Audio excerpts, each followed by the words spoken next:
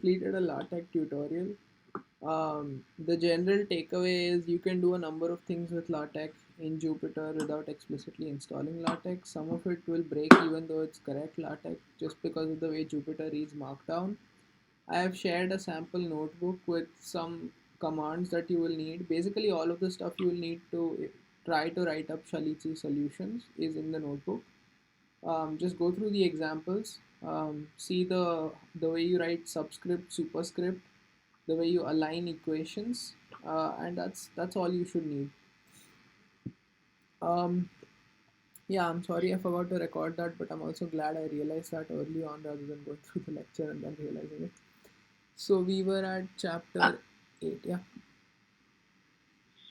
I was just saying that after you get used to writing equations in LaTeX, writing equations in Word will make you cry.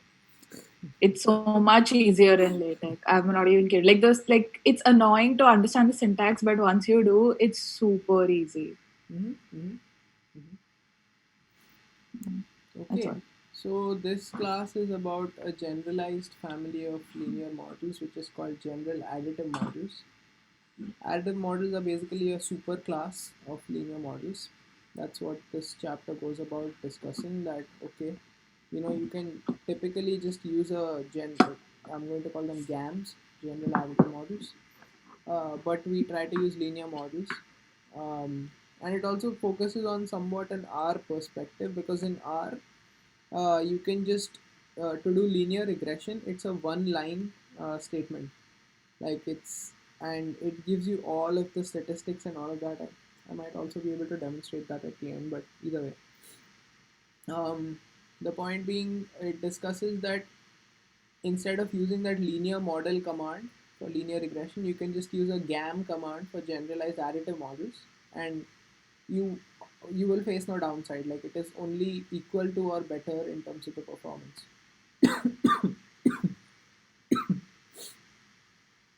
Except for some extra computation in case the true model is also linear, then you're just doing some extra computation for no good reason, which very unlikely to be the case, because these days computation is cheap, so it's not going to be like, oh, you fit a GAM instead of a linear model and your computer will crash.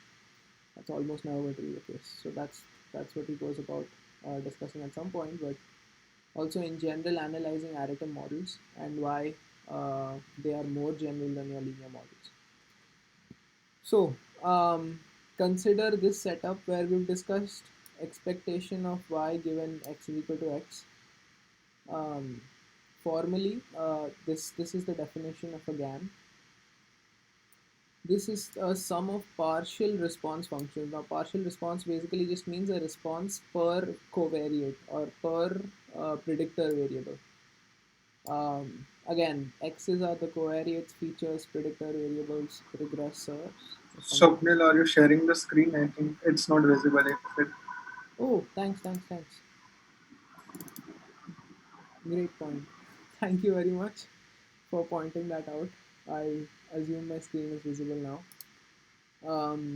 So GAMs are like a general case of linear models. That's all I was saying. And when he said this is the definition of a partial response function, this fj(xj), as you can see, it is a function per x. So the function is also indexed by the j. Um, so that's the partial response function for a GAM. And what does this do basically? It gives us a set of um, each input feature makes a separate contribution to the response, and these just add up. Hence, additive models and hence partial response function. But these contributions don't have to be strictly proportional to the inputs. We do need to add a restriction to make it identifiable. Um, I think this what he's saying is, the contribution of each feature is not necessarily proportional to the input, if I understand correctly.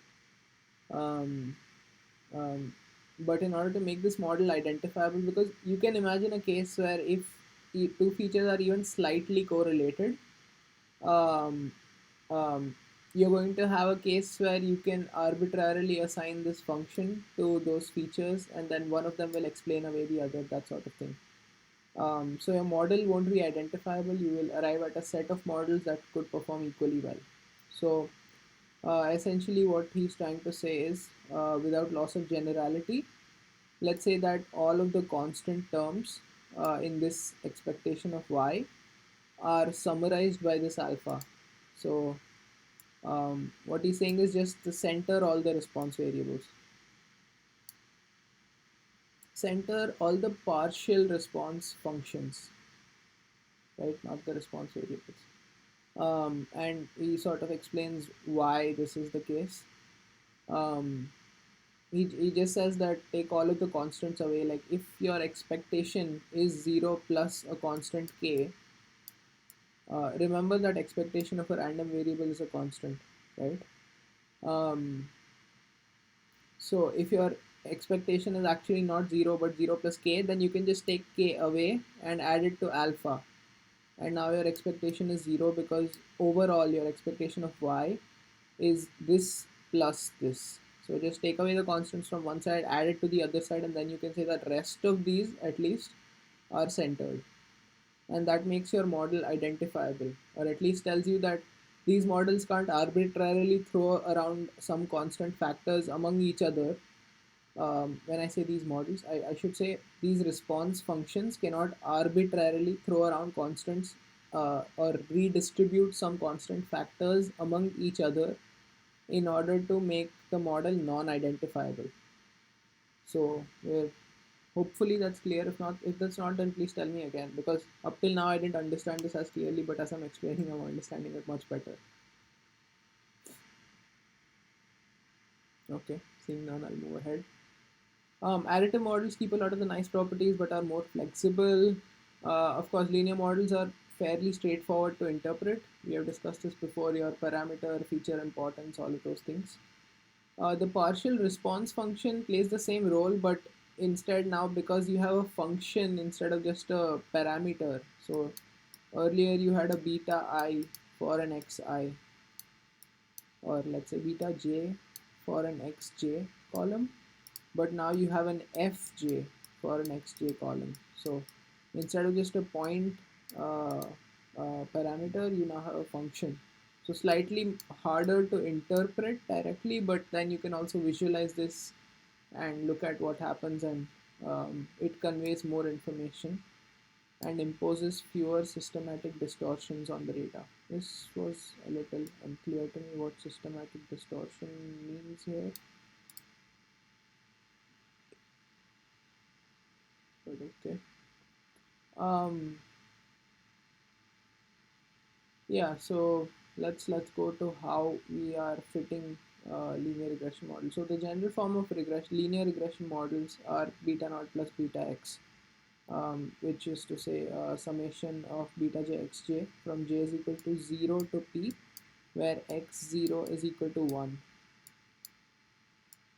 So remember that the constant term is what we are accounting for. Um, so he is just decomposing this right now. What happens if we just consider this k that we condition on, that we know the value of one column and then we want to find the value of the rest, conditioning the response on this the fact that we know this one column. And what happens is we can do iterated expectations, or called the law of total expectation, which is the expectation of y given all x, um, w condition. Recall that you can condition this on any set of variables as long as you condition again on this, and that is equivalent. So you just do that, um, and you get this y given x, we know to be this form, summation of beta j xj. So you get that summation beta j xj here. But now the second expectation comes in, and you know that x, this one column, takes on this value. So you have that um,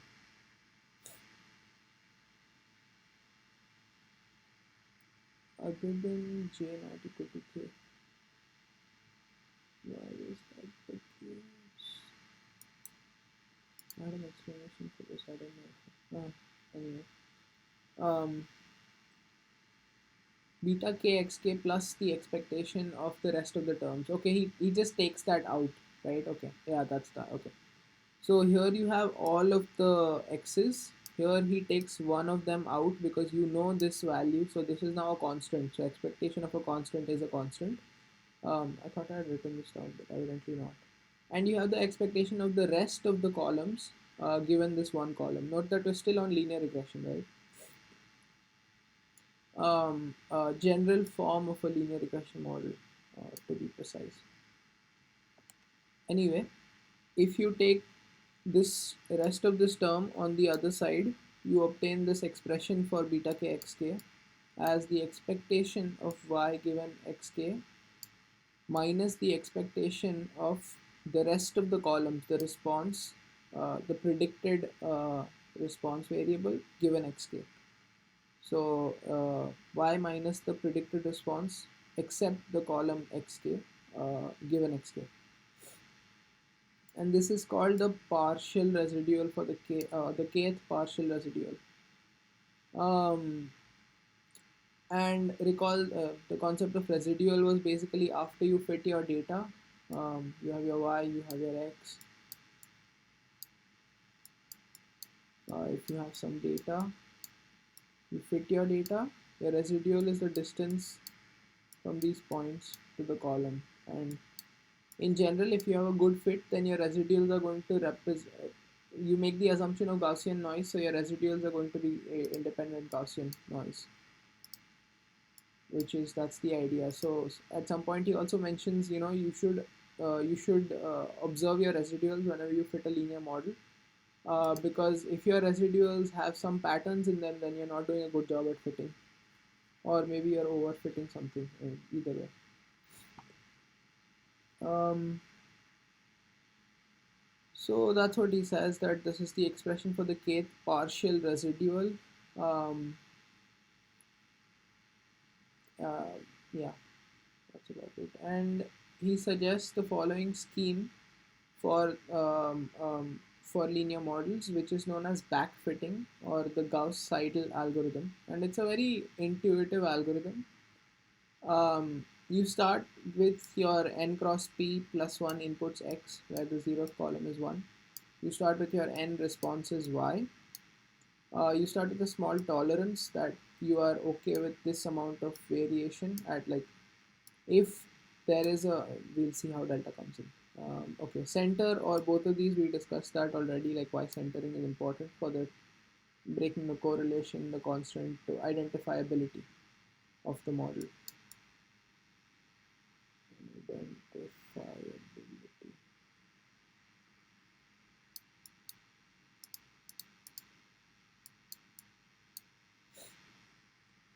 Um, right now, until your iterative updates are greater than the tolerance beta, uh, delta, sorry.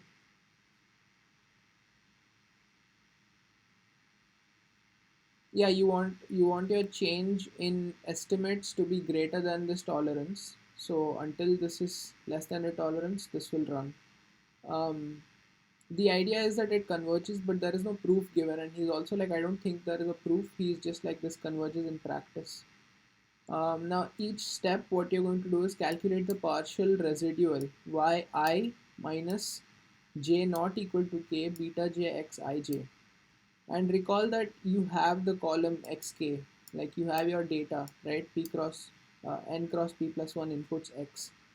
So you just, every time you calculate partial residuals using the parameter estimates that you have at that stage, um, then you calculate the regression coefficient of the kth response, no, not the kth response, the kth iteration, no, for the kth column. Y superscript k refers to the calculation, yeah, refers to the response for the calculation of the kth coefficient. Man, that's a mouthful.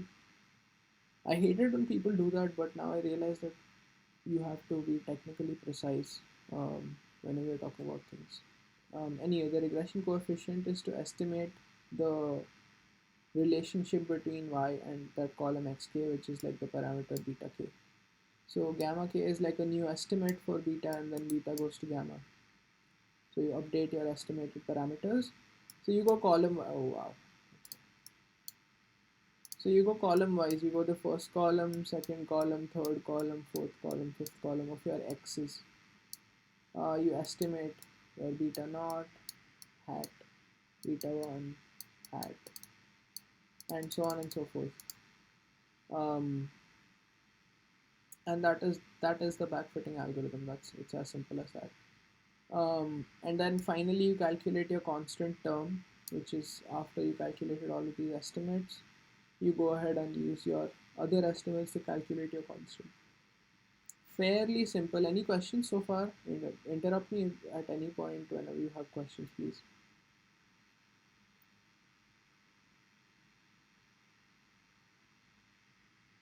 Okay, seeing then I'll move forward.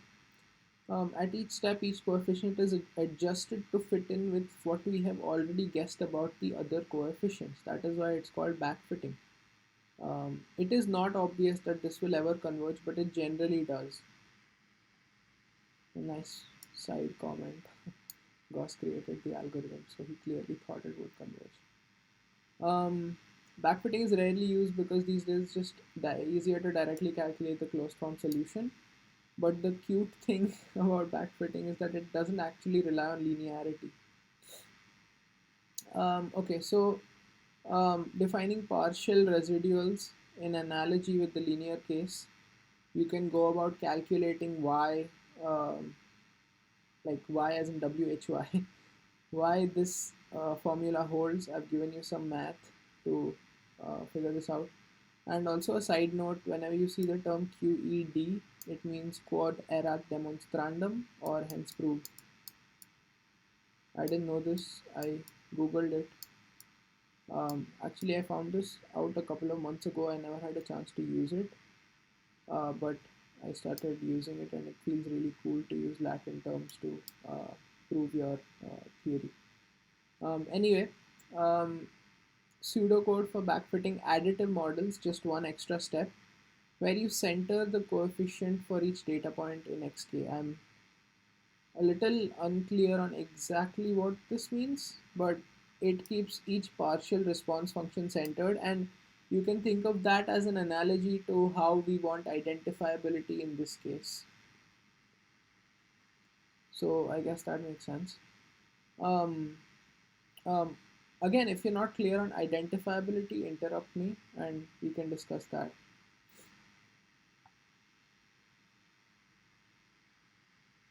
Okay, seeing none. Um, But we have spent a lot of time. If we knew how to estimate arbitrary one-dimensional regressions, we could now use backfitting to estimate additive models. But he's saying that like we don't want to do this simple regression step every time, right? We want to use better things to fit our data. And he knows that we've already learned about nearest neighbors, we've used splines, we've used kernels, we've used local linear regression.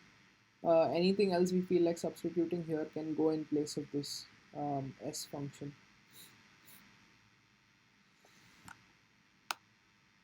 So the backfitting procedure also works well with some complications or refinements of the additive model. If we know the functional form of one or the other of the fj, we can fit those parametrically. Like if I know for a data about housing prices, I know that the square foot is going to exponentially affect this thing, like the length of the hall. I know a particular model that will give me a good estimate uh, for the price of the house. I know that this is a specific function f star of L, which is the length of the living, or let's say the living area size, plus some f1, fi, xi for the rest of the xi's. So he's just saying that if we know a particular model for one of the features, then we can use that plus use the others and it still works. Backfitting will still hold. So this can be any kind of parametric model, because so far we've discussed non-parametric ideas also, like splines, kernels, both of those are non-parametric, nearest neighbors, all of those are non-parametric ideas. Um, yeah, I think that's all I want to say about this section. Then he goes into a bunch of R related examples. I will highlight what I think is important here. Um, I think this part is very important to discuss. Actually, this is not the code yet, so yeah, we have to discuss this anyway. Before illustrating how additive models work in practice, let's talk about why we'd want to use them. So far, we looked at two extremes for regression models. Additive models are somewhere in between. So by that he means linear regression and something like kernel regression, which are like parametric techniques and non-parametric techniques. And as he mentioned before, we are looking at something like semi-parametric,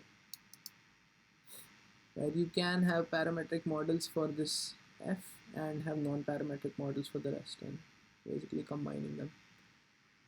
The strength of linear regression is that it converges very quickly as we get more data. So this O of n minus O of order of 1 by n term goes to 0 very quickly as you have a lot of data. But you have some fixed bias, which is because of your assumption of the model, of the true model being linear. You have some intrinsic noise, which this variance is not going anywhere. So that's the idea. Note that this doesn't depend on p, like the dimensionality of the features. Other parametric models generally converge at the same rate. At the other extreme, we have these non-parametric regression methods such as kernel regressions, local polynomials, k-nearest neighbors, etc. Here, the limiting approximation bias is actually zero, at least for any reasonable regression function mu. So we don't make any assumption on the model on the class of true models. That is why this approximation bias is zero, but we still have the fixed noise bias. And as a trade-off, this term goes to zero much slower. Like for p-dimensional features, this goes to zero as 1 by n raised to 4 by a very large value. So it's like 1 by n raised to 4 by 50, let's say, for 50 dimensional features, and this basically becomes 1 by um, n raised to, let's, point 0.125 or 0.125, 0.0125. No, actually 0.125. But anyway, you can see that compared to the 1 by n rate for linear regression, this now needs an exponentially large number of samples to actually compare to this rate of going to zero. And so much slower convergence in non-parametric models. And you can think about it, like if you think about non-parametric models, you have to do that for kernel regression. You have to do bandwidth selection. Unless you know the optimal bandwidth, you have to do cross validation and then bandwidth selection and all of that. And if you're saying that this complete method automates bandwidth selection, then that's something like doing a grid search for the right values of these parameters and then fitting a model. So like that, non-parametric models take a lot more time if you want to intuitively think about that. Although I don't think that's technically very accurate. Um, yeah. Um, he gives some sort of intuition for how this works. Um, he's essentially saying that as your volume increase in a p-dimensional space, the volume within epsilon of x vector is O of epsilon raised to p. So in that p-dimensional space, you define a sphere of epsilon. Although the sphere is like a three-dimensional space, so you have to imagine a higher order sphere. So the probability that a training point falls in that region around x gets exponentially smaller as p grows. So it's like um, the the proportion the probability of finding a drop gets harder as you go from cup to bucket to bathtub to ocean. So that volume, the this epsilon is the same, and in that p-dimensional space, this epsilon just gets this volume within epsilon just gets smaller and smaller. So that way, you need an exponentially large number of samples to sort of estimate those functions. It's a very good explanation. I definitely think you should go through this if you haven't already. And so he says this is what the curse of dimensionality is. Um, um, and he actually gives a mathematical calculation of how many samples we would need to actually compare the precision with that of linear models. So, completely, this is the takeaway. This completely unstructured non-parametric regressions won't work very well in high dimensions, at least not with plausible amounts of data. The trouble is that there are just too many possible high dimensional functions, and seeing only a trillion points from the function doesn't pin down its shape very well at all. This is where additive models come in. Not every regression function is additive, so they have even asymptotically some approximation bias. But we can estimate each fj by a simple one-dimensional smoothing which converges at O of n raised to minus 4 by 5, almost as good as the parametric rate. Right, so at the cost of improving this convergence, like increasing this convergence rate, you introduce some sort of error because of your assumption from your model. That's about it. So this is also important. A additive is strictly less than or equal to ALM, because LM is a subclass of it. So as long as you can trade off computation, you will arrive at the same ultimate model if the true model is linear. Oh, bad, sorry. From a purely predictive point of view, the only time to prefer linear models to additive models is when n is so small that this exceeds this difference in approximation biases. Very important thing to consider. Eventually, the additive model will be more accurate. So that's again the general point he's driving at is GAMs we are not taught a lot about and not told to use a lot, but linear models we're always told to use and approximate and all of that. So try to figure out how to incorporate these into your workflow because they're almost surely going to work out better than your linear models.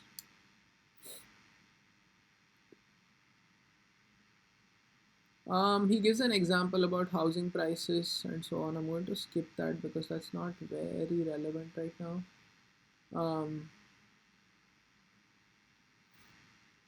Yeah, it okay. So the key takeaway in this example is just that you how to add interaction terms. What are interaction terms? How to add smoothing over variables. Unfortunately, it's all very R specific, so I'm not getting into it because I feel like I'll confuse you with the syntax.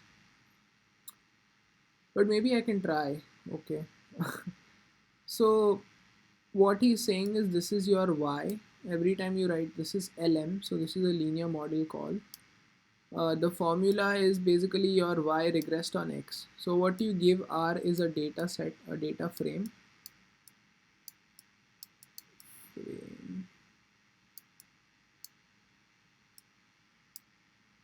Actually, I'll go through an example and I'll show this to you at the end of the chapter. This tells us,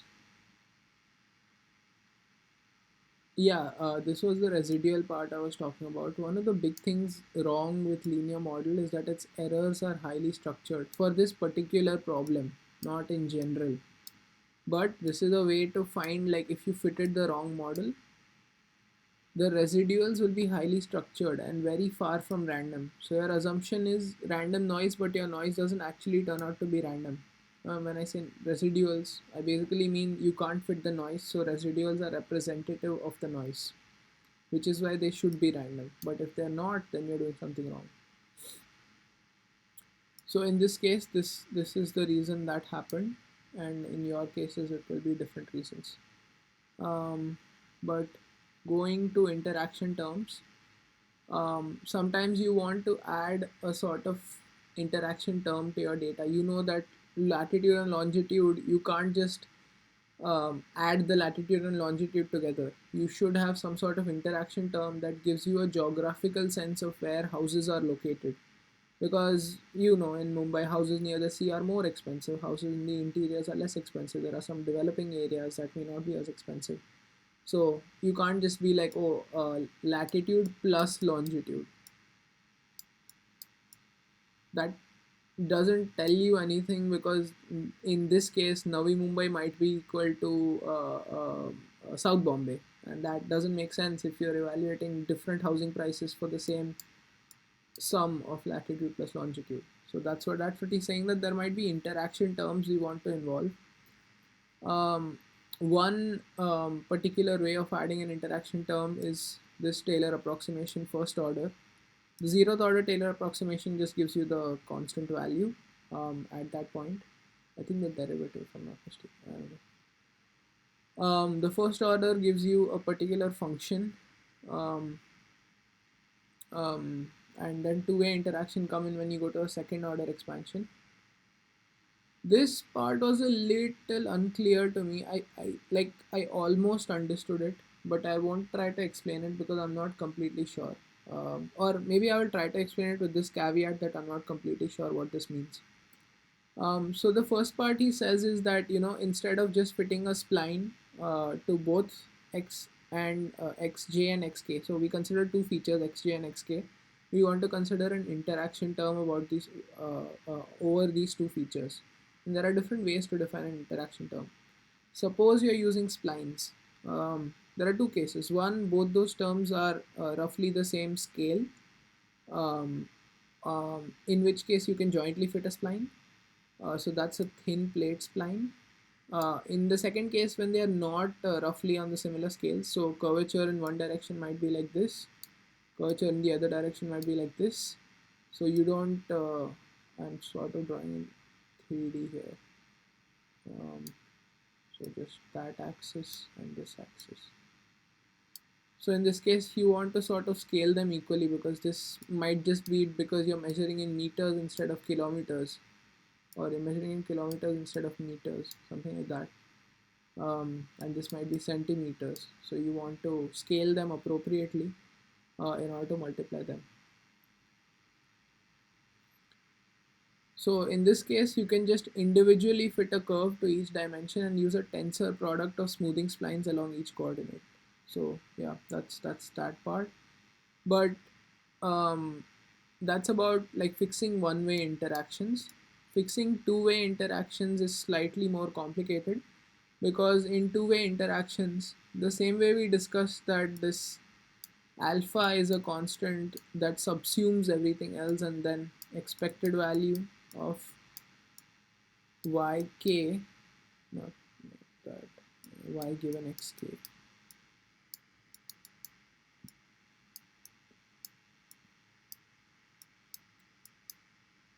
Actually, not even this, we discussed this.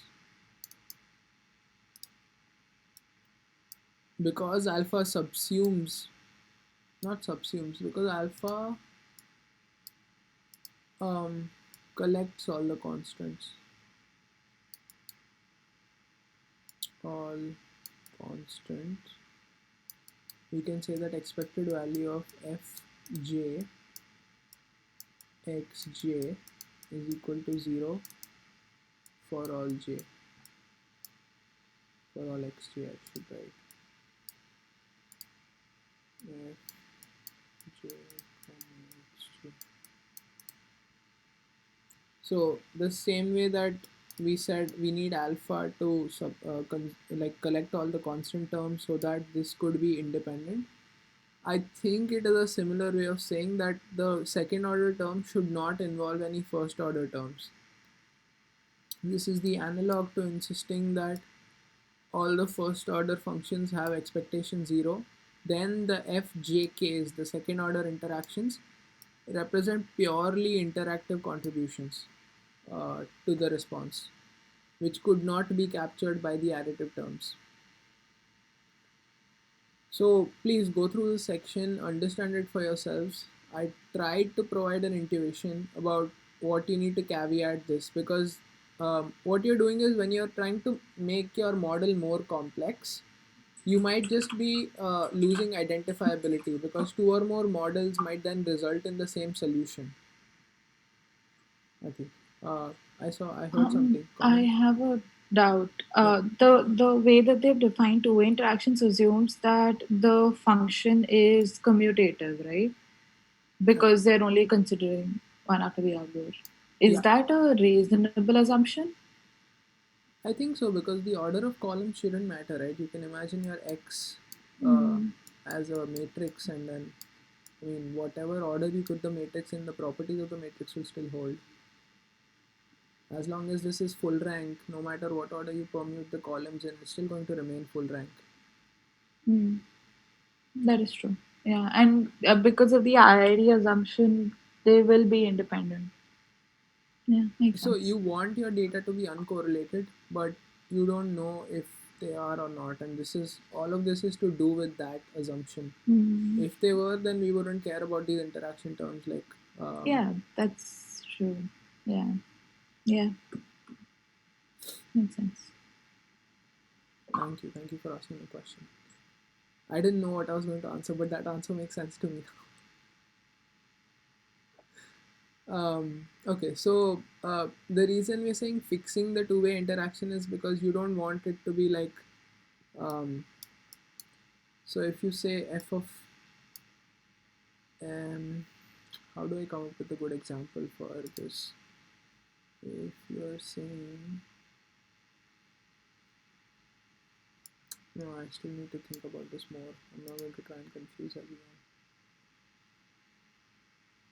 There is an important ambiguity here. For any j with additive partial response function fj, I could take any of its interaction functions with any k, set f dash jk xjxk is equal to f of jk xjxk plus fj of xj, and set f dash j is equal to 0, and get exactly the same predictions under all circumstances.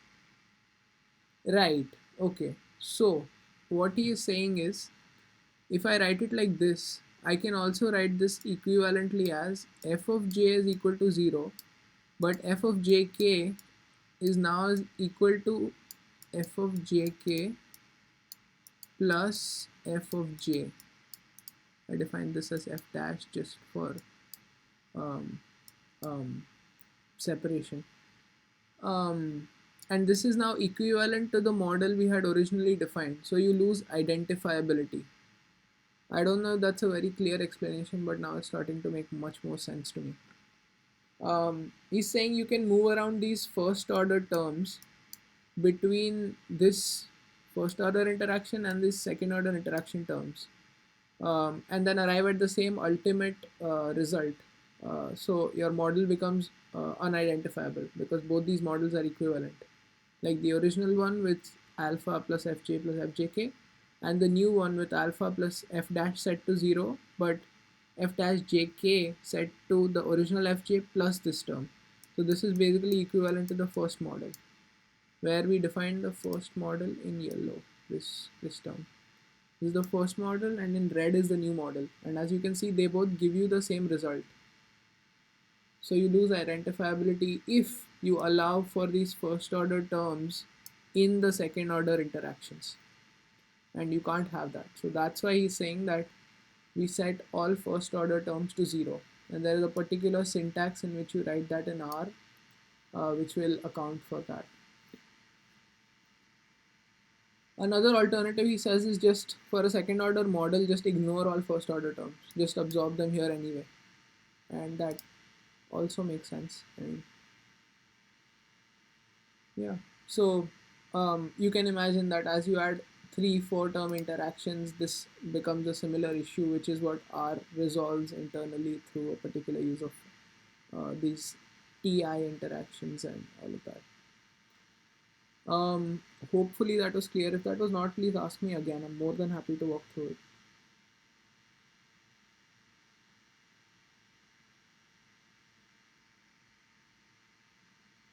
Okay, guess not.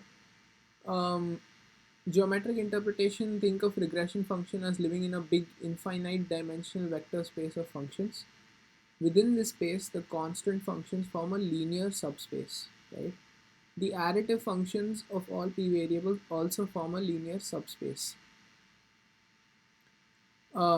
We are talking about the project. We are taking the projection of this true value onto the space of all functions orthogonal to the additive functions.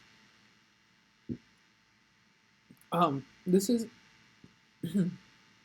this is what we basically spoke about here, that we want, if you're taking a projection on the second order interaction space, you want the first order terms to be 0. So this space has to be orthogonal to the space of these functions. That's all.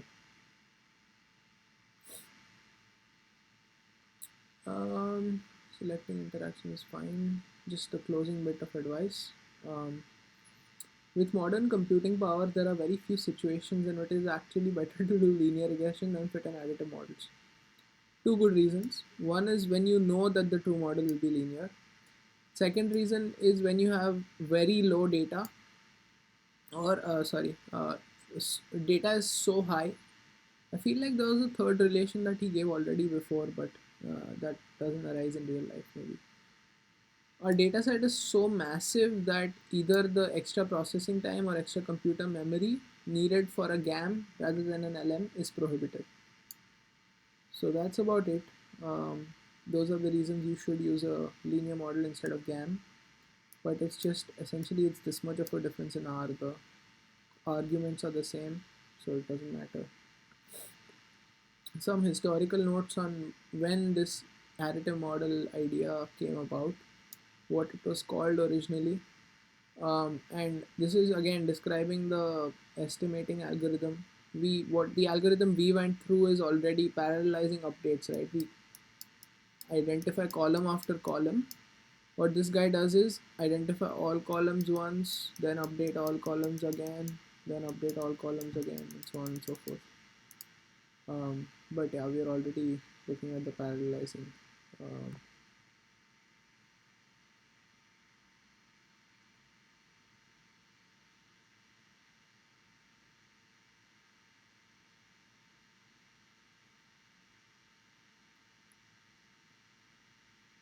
oh my bad, that's not, no, this is not the correct. This is what we're doing in backfitting, updating sequentially within each cycle. Um, and what he was proposing was, I think, updating sequentially after all of these have been updated. Anyway, it's fairly straightforward and irrelevant here. That's about it. That's the chapter. Any particular questions or sections you want me to go back to?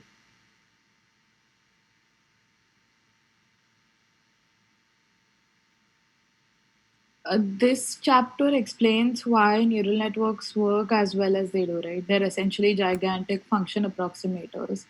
And the reason they take so long to fit is also explained by him because they are non parametric models and generally require a lot more convergence time. And you can approximate most things by considering them as a combination of functions, or like a function of a function of a function, a composite function.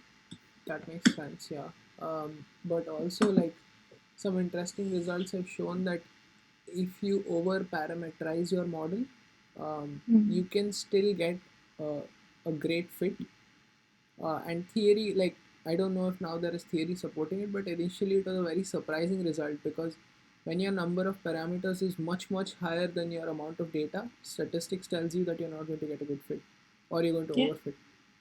Yeah, and that's what happens to neural networks as well, right? The reason you need so much data for neural networks is because either you underfit or overfit with lesser data. Yeah, You but just results have been can't shown get a that good fit. even when you over parameterize your model, you get good fits, like counterintuitive to what statistics tells you. It doesn't Mm. take, I mean, it takes the same order of time as your regular neural networks, but you still end up getting a good fit with so many. Like, You have these trillion parameter models, and they don't. I mean, maybe that's not a great example, but Could that be related to either smart convergence or picking the correct examples? Because I've read a few recent papers where they were essentially trying to imitate, like approximate a picture as a neural network. And what they realized is some parts of the picture are harder to learn, and so they used to oversample from those specific parts in order to fit the neural network better. So it could either be that they chose really good samples in the first place, or they're converging smartly before it overfits. that's a great point. I don't know about that, but this is definitely I worth looking into. Yeah, I think it could be that because a lot of recent works have shown that rather than just using a normal uniform sampling, having a specific kind of sampling helps a lot with training neural networks, at least. But when you how do you know that a particular, okay, you consider the poor predictions iteration epoch over epoch, and then Yeah, change your sampling procedure for your data in between epochs. yeah. Okay. Yeah, and another thing, another really cool thing that that paper did, it's unrelated, but they approximated essentially having a higher frequency sample, and so they essentially they use the sign of 2x the sample. So like if you scale up images, Mm-hmm. a pixel that's at the x position is also the same pixel at the 2x position, right? 2x Mm-hmm. 2y. And so they just used sine and cos, essentially sort of doing like a higher frequency sample of the same function to get more detailed features in their neural network approximation, which I thought was interesting. They no, can you repeat that last part? They use sine and cos to get more. S- So they did so in along with passing just the pixel values at x and y positions of Uh-huh. the image, they also passed sine of 2x, sine of 2y, sorry, cos of 2y or sine of 2y, whatever. They used sine and cos and passed those values. And the reason they did that is because if you just pass 2x and 2y, it'll just get scaled down, right? Because they obviously normalize all of the values between 0 and 1. Hmm. So once you do that, 2x and 2y is the same as x and y. And so if you add the non-linearity of sine and cos, that becomes another variable that the neural network can predict. But at the same time, it also imposes another constraint on the neural network, saying that the value at x is the same as same as the value at 2x, the same as the value at 4x, etc. So on and so on. And so you end up getting a lot more detailed features in the neural network. And if you remember correctly, one of the drawbacks of neural networks is that they produce very blurry outputs. Mm-hmm. So they sort of deals with that, which I thought was interesting. And it's completely unrelated to this, but it was in the same paper, so I remember. That sounds cool. Mm. Oh, any other questions related to this?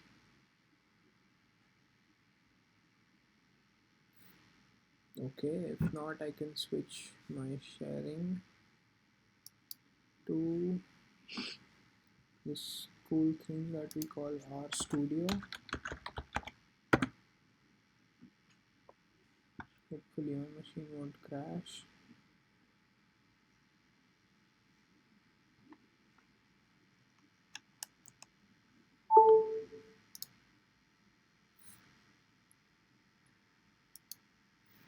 Go through our studio.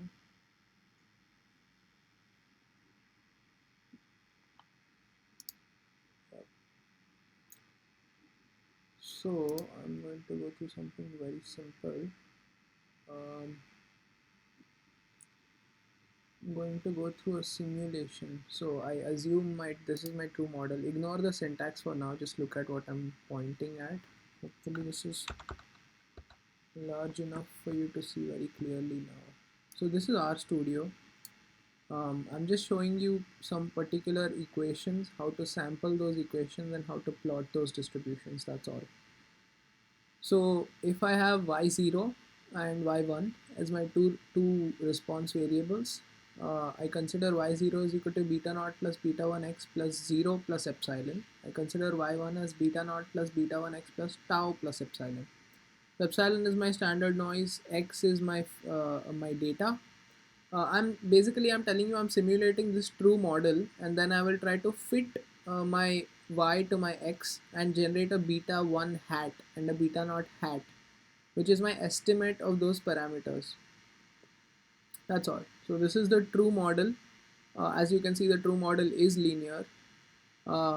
Let's just consider this equation for now, ignore this one. um, we'll come back to this one later. As you can see, the only difference between these two is y1 has a effect of, or we call this the treatment effect, and this is a causal inference of homework, so this is called the treatment effect. But anyway, this population will be tau more than this population on average. The expected value of this is this tau. Anyway, so this is how I run my particular R code. So I set my y naught to 10. 10 is just beta naught, a random value for beta naught, plus a random value for beta 1, times my pre-test, which is my x, plus a normal draw from this standard deviation 1, mean 0, normal distribution. So these are like 100 samples. Interesting. So I have 1000 plus 100. That's wrong. Should be 1000. Man, this was the professor's solution. You should have been right. Okay. And this I put into this data structure called a data frame. And in R, you can see that, once I create this data frame, data. Okay, this is from another homework. This is my global environment. So I can basically, like, it's very easy to visualize all my क्या बोलते हैं? Okay, yeah, this is my current environment. Okay. So dat.full.tau.5 is what I name it. Dot has no dot is just a text in R.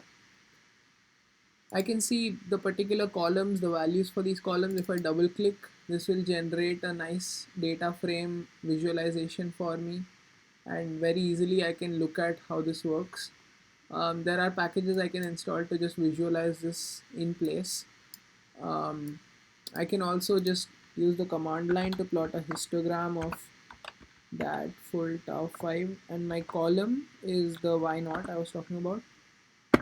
If I do that, my plot will immediately give me a nice histogram of this. I can look at how this data is distributed. I can see that this is roughly normal.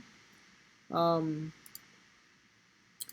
then I go about and, like, all I need to do for linear regression is something as simple. I'm just looking for a linear model. Never mind, I can type it in the console here.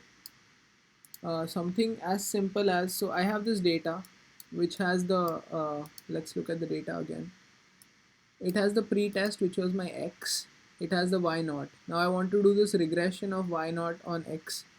All I need to do for this regression is lm, give it a formula. Formula is basically telling me which variable I want to regress on which other variable. So I want to regress my y0 on my pre-test, which is my x, and I want to use this data set, data full tau 5, and that's it. Okay. Yeah, sorry, question? No, I thought the spelling of data full tau 5 is It's wrong, dat but no, full it was tau right. 5, yeah. Yeah. Professor keeps calling data, she writes data as dat.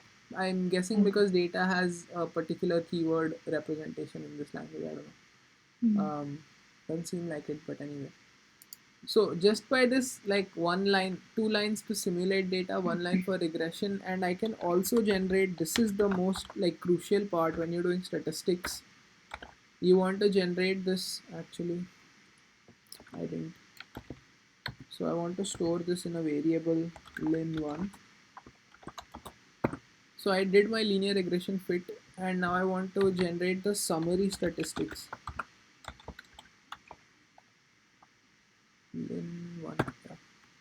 This generates a summary of all of the confidence intervals, the residuals, the minimum, median, maximum, first quartile, third quartile, like everything with confidence intervals, along with t values. Like if you're ever doing statistics, do not do it in Python. Do it in R, basically. And imagine this is like the most basic functionality. This is like inbuilt. There are packages and packages that do so much for you in this language that it is definitely worth checking out if you're ever interested in doing statistics as a job. Of course, Python has the same sort. Like for machine learning, R cannot compete with it, but for statistics, Python cannot compete with R, at least as of today. So that's There part of, is yeah. one package called stats models in Python, Mm-hmm. which Mm-hmm. sort of does this, but still not really. So I use stats models, and I know that it takes some. It's it's not as straightforward and easy to use as R. I use Yeah. that for, I don't remember what, but I know this package. Uh, I use it for probabilistic PCA at some point. I don't know. Um, I used it for time series forecasting for the most part. Mm. Yeah, but just like a basic intro to R programming and all of the powers of this package. Like I can show you more complicated code examples if that's what you're interested in. My current homework. Um, Desktop documents NYU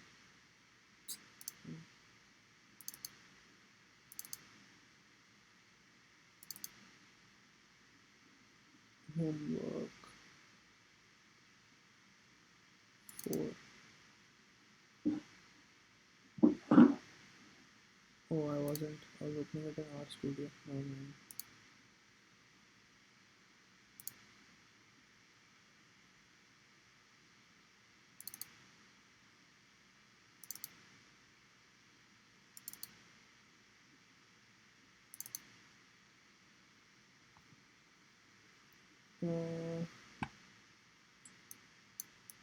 Oh, I was doing my homeworks in Python. Oh, fuck.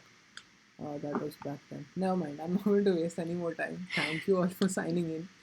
I will stop share, stop recording.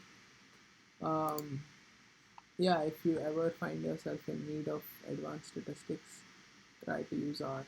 But Python can do the same things. It's just a lot more jumping through hoops than I found I had to do in R.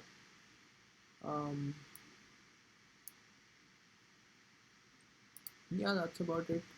Let me stop recording, and we are good.